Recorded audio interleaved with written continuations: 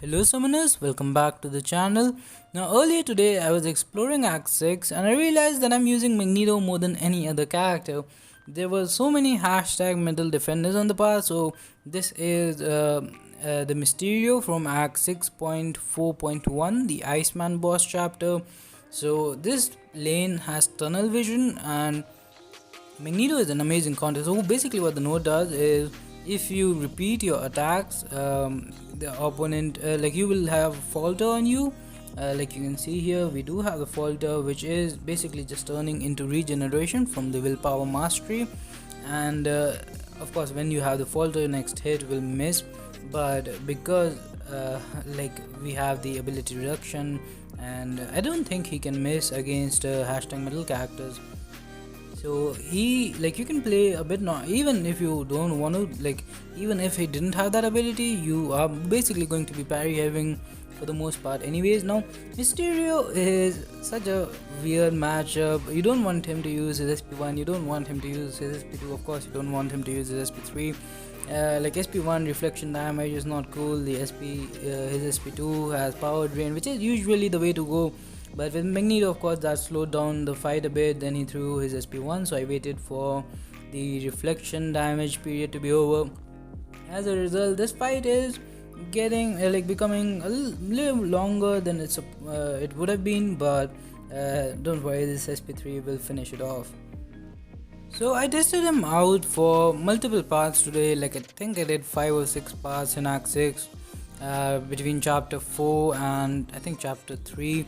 And overall, I have to say that there is no path where he doesn't have his uses. Like at least the paths that I took today, there are just so many metal characters. I think a good 30% of all characters in this game are hashtag metal. And again, as soon as you launch that SP3, most fights will be over. We have a variety, like we're going up against a variety of nodes in this video. The first few fights are, I guess, from the tunnel vision only, and then we're going to move on to do you bleed path. He's great for that, but there was also that node, I don't remember the exact name, but the more debuffs they have, the more power they will gain, and they'll also do more damage, so you don't really want to block during that time. And that could be tricky because you do put a ton of bleeds after SP3, so you don't really want to hit the opponent after that. So now we're almost at SP3. We're going to use another heavy attack, hold the block, go for the SP3. It will of course do massive damage and bleed after that and finish off the fight. And a really annoying part of fighting green goblins, in my opinion at least, is the block damage from the SP1.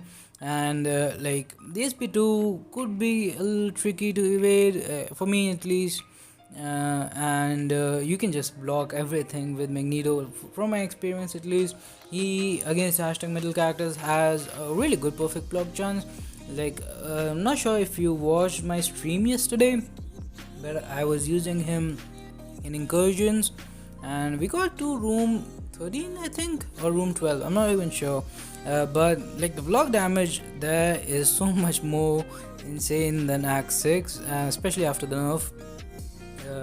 And even there against metal characters, those perfect blocks, like they make a huge difference, of course. So if you are not that comfortable with baiting special attacks against a metal character, then it is probably better if you just block them all. And here again, like these fights are not that long. The Mysterio one was because of the damage reflection and the power drain from the SP2. But here, like, we built up the prowess, and you don't even have to build that much. Like as long as you're above 20, I think you should be fine, even with these massive Act 6 health pools. You're dealing like 6.7 thousand damage per tick, and even if that doesn't finish the fight, when the bleed runs out, it will do some massive instant damage against hashtag metal characters, which should definitely finish off the fights. But I love using him against bleed immune characters, to be honest. Like there you don't really have to care, just go to your SP3, launch it, and the first hit will probably finish it off. We do have one Sentinel fight later on in this video. And now moving on, we have Angela. I think this is a vigorous assault. So whenever she has regeneration, she's unblockable. This is actually not a great node for Magneto, because of course he does rely on parry having a lot, and of course unblockable is not helping that. But you can like just wait for the regeneration to be over, and overall like build your power.